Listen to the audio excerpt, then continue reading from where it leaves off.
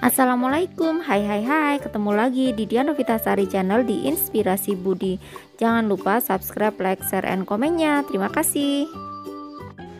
Hari ini kita melanjutkan membahas materi kelas 5, tema 2, udara bersih bagi kesehatan, subtema 1, pembelajaran 1, halaman 1. Silakan disimak ya.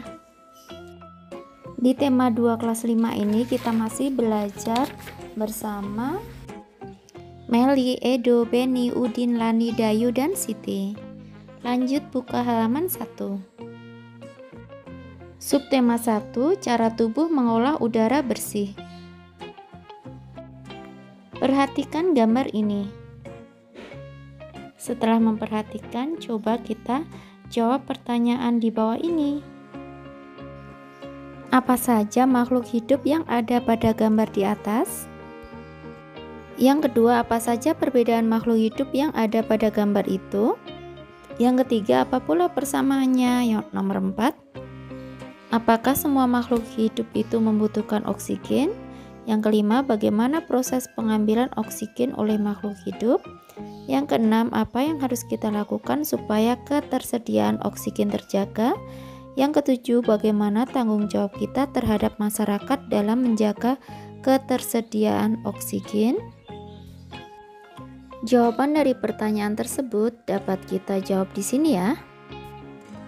Nomor 1, jawabannya manusia, kambing, ayam, dan itik atau bebek. Yang kedua, jawabannya perbedaan makhluk hidup pada gambar yaitu dari makanan dan proses produksi. Yang ketiga, persamaannya makhluk hidup pada gambar yaitu bernafas, bergerak, tumbuh, berkembang, dan memerlukan makanan. Yang nomor 4, jawabannya ya, semua makhluk hidup membutuhkan oksigen. Yang nomor 5, jawabannya proses pengambilan oksigen oleh makhluk hidup dari alat pernafasan yaitu udara masuk melalui hidung lalu ke tenggorokan dan masuk ke paru-paru.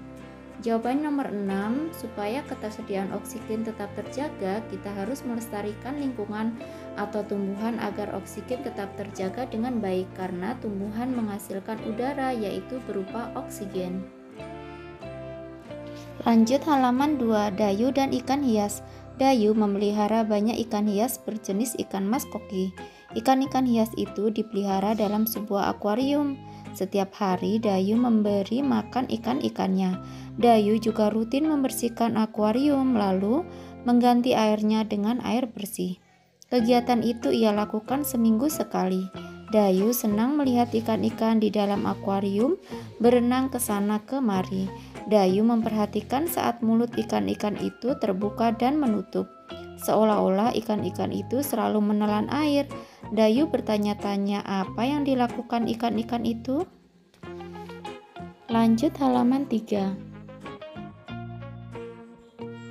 Kamu telah membaca bacaan Dayu dan ikan hias. Perhatikan peta pikiran atau mind map di bawah ini lalu jawablah pertanyaan dalam setiap kotak. Dayu dan ikan hias. Apa nama jenis ikan hias yang dipiara? Ikan mas koki. Siapa yang memelihara ikan hias? Yaitu Dayu. Di mana ikan hias itu dipiara? Akuarium. Kapan ikan hias itu diberi makan? Yaitu setiap hari. Kapan akuarium dibersihkan? Seminggu sekali. Apa yang diperhatikan Dayu saat melihat ikan-ikan hiasnya? Dayu memperhatikan saat mulut ikan-ikan itu terbuka dan menutup. Bawahnya, ayo menulis. Menurutmu apa yang dilakukan ikan-ikan dengan selalu membuka dan menutup mulutnya? Tuliskan pendapatmu dalam kotak berikut. Ikan-ikan selalu membuka dan menutup mulutnya karena ikan sedang bernafas dengan memasukkan air ke dalam insang agar oksigen di air bisa disaring dan diedarkan ke seluruh tubuh ikan. Lanjut halaman 4. Ayo membaca pernafasan pada hewan. Seperti manusia, hewan juga bernafas untuk mengambil oksigen dan membuang karbon dioksida. Namun sistem pernapasan pada hewan berbeda-beda dari manusia. Bahkan sistem pernapasan pada hewan pun berbeda-beda sesuai jenisnya. Berikut sistem pernapasan pada beberapa jenis hewan. Alat dan sistem pernafasan pada cacing tanah atau vermes. Cacing tidak mempunyai alat pernafasan khusus. Cacing bernafas melalui permukaan kulit. Kulit cacing selalu basah dan berlendir untuk memudahkan penyerapan oksigen dari udara. Oleh karena itu, cacing menyukai tempat lembab untuk menjaga supaya kulit tubuhnya selalu basah dan berlendir. Di bawah permukaan kulit cacing yang tipis terdapat pembuluh udara. Saat udara masuk melalui kulit, oksigen diikat oleh darah. Pada darah cacing terkandung hemoglobin sehingga mampu mengikat oksigen. Oksigen yang diikat oleh hemoglobin lalu diedarkan ke seluruh tubuh. Zat sisa pembakaran berupa karbon dioksida dan uap air dikeluarkan dari tubuh juga melalui permukaan kulit. Nah, ini adalah gambar cacing dan sistem pernapasan pada cacing. Lanjut halaman 5, alat dan sistem pernafasan pada serangga atau insekta. Seperti hewan lain, serangga bernafas dengan menghisap oksigen dan melepaskan karbon dioksida. Namun, alat pernapasan serangga berbeda dengan hewan lain. Alat pernapasan serangga berupa trachea, yaitu sistem tabung yang memiliki banyak percabangan di dalam tubuh. Percabangan trachea disebut tracheola. Trachea mengedarkan oksigen langsung ke semua sel tubuh dan organ serta menyerap karbon dioksida dari semua sel tubuh untuk dibuang. Udara memasuki trachea melalui pori-pori kecil di permukaan tubuh serangga yang disebut spiracle. Selanjutnya, udara beredar melalui pembuluh udara kecil. Sel-sel tubuh mengambil oksigen langsung dari pembuluh udara kecil itu. Karbon dioksida dari sel akan mengalir ke tracheola, lalu dibuang melalui lubang spiracle. Nah, ini adalah gambar serangga beserta alat dan sistem pernafasan pada serangga. Yang ketiga, alat dan sistem pernafasan pada ikan atau pisces. Semua makhluk hidup termasuk ikan memerlukan oksigen supaya tetap hidup. Pengambilan oksigen ini melalui proses pernafasan yang melibatkan organ pernafasan. Ikan bernafas dengan organ khusus mirip saringan yang disebut insang. Insang berbentuk lembaran tipis berwarna merah muda dan selalu lembab. Lanjut halaman 6. Insang terdapat tepat di belakang rongga mulut pada kedua sisi kepala ikan. Biasanya insang dilindungi oleh selaput atau rangka yang disebut tutup insang atau operculum. Di balik tutup insang ini terdapat 4 deret insang yang saling tumpang tindih. Pada insang terdapat pembuluh darah halus. Pembuluh darah itu dapat menyerap oksigen yang terkandung dalam air dan melepaskan karbon dioksida dari darah. Insang juga berfungsi sebagai alat pengeluaran garam-garam dan sebagai penyaring makanan. Untuk memperoleh cukup oksigen, mulut ikan dan insang bekerja bersama-sama seperti pompa isap air. Pertama-tama, tutup insang menutup. Secara bersamaan, mulut terbuka dan dinding mulut mengembang. Saat itulah air terisap masuk. Kedua, rongga mulut menyempit dan mulut menutup secara bersamaan. Tutup insang terbuka. Akibatnya, air keluar dari mulut dan melewati insang. Saat itulah oksigen dari dalam air terserap dan karbon dioksida dikeluarkan. Nah, ini adalah gambar anatomi insang. Ada lengkung insang, aliran air, operculum, lengkung insang, organisasi filamen insang, pembuluh darah, filamen insang, sistem pernafasan pada ikan. Lanjut halaman 7. Ini adalah aliran air saat ikan bernafas. Ada tutup insang, insang, dan rahang.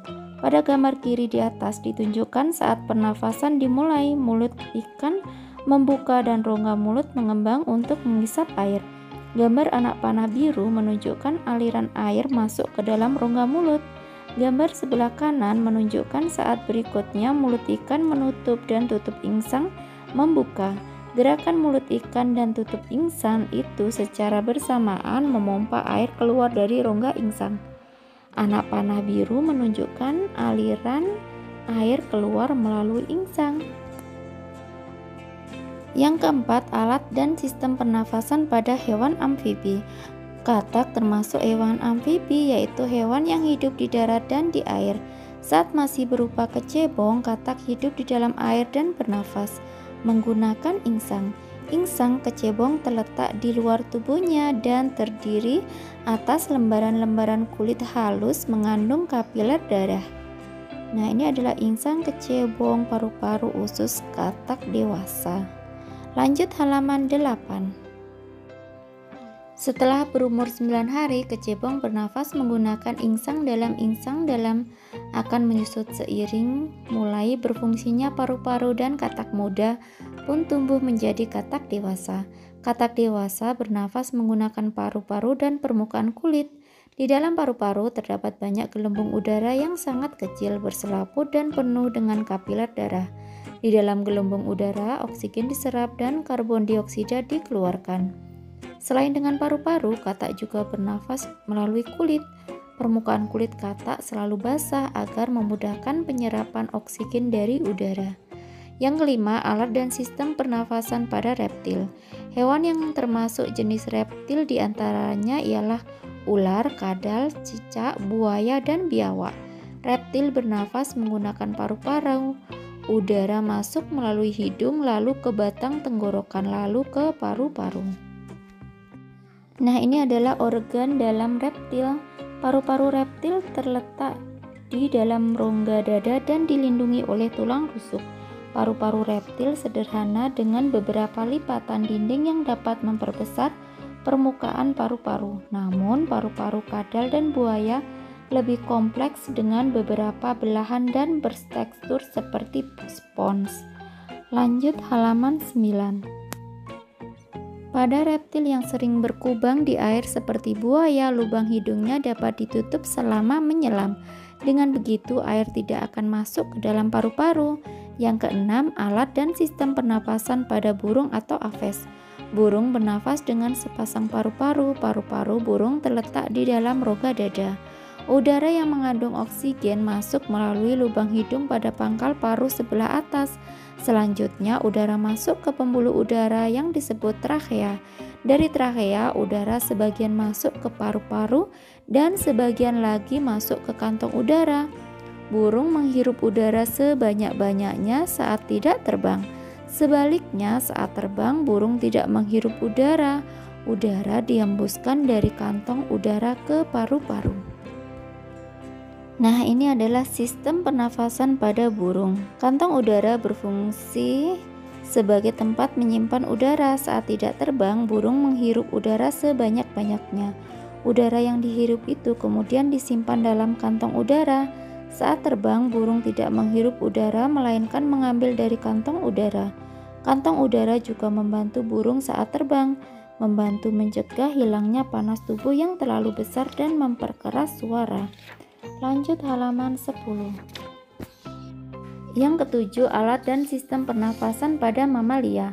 Mamalia adalah jenis hewan yang menyusui anaknya. Ada dua jenis mamalia, yaitu mamalia darat dan mamalia air. Mamalia darat misalnya kambing, sapi, kerbau, dan kuda. Mamalia air misalnya paus, duyung, dan lumba-lumba. Nah, ini adalah gambar mamalia darat. Alat pernafasan mamalia darat terdiri atas hidung, pangkal tenggorok, batang tenggorok, dan paru-paru. Perhatikan gambar organ pernafasan kuda berikut. Nah, ini ada hidung, trachea, paru-paru, bronkiolus, vena, arteri, dan alveoli. Sistem pernafasan pada kuda. Lanjut halaman 11.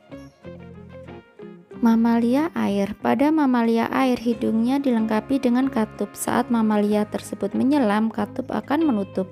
Sebaliknya, saat mamalia tersebut muncul ke permukaan air, katup terbuka. Saat itulah mamalia air tersebut akan menghirup oksigen serta mengeluarkan karbon dioksida dan uap air. Kamu telah mengetahui organ pernafasan pada beberapa hewan dan cara bekerjanya. Sekarang, lakukan kerja kelompok berikut bersama teman-temanmu. Ayo berkarya, bagilah seluruh siswa dalam kelas menjadi 7 kelompok. Setiap kelompok membuat salah satu bagan cara kerja organ pernafasan pada setiap jenis hewan. Yang pertama, kelompok pertama membuat bagan cara kerja organ pernafasan pada cacing tanah. Yang kedua, kelompok 2 membuat bagan cara kerja organ pernafasan pada ikan. Kelompok 3 membuat bagan cara kerja organ pernafasan pada serangga. Kelompok 4 membuat bagan cara kerja organ pernafasan pada amfibi. Kelompok 5 membuat bagan cara kerja organ pernafasan pada reptil. Kelompok 6 membuat bagan cara kerja organ pernafasan pada burung. Kelompok 7 membuat bagan cara kerja organ pernafasan pada mamalia. Lanjut halaman 12. Ayo renungkan, apa perbedaan organ pernafasan pada cacing tanah, ikan, katak, ular, belalang, burung, sapi, dan lumba-lumba? Kerjasama dengan orang tua, perhatikan jenis binatang di rumahmu, kemudian buatlah bagan pernafasan hewan tersebut. Nah, kiranya cukup sekian dulu video pembelajaran kali ini. Sampai ketemu di video pembelajaran berikutnya. Semoga bermanfaat. Wassalamualaikum warahmatullahi wabarakatuh.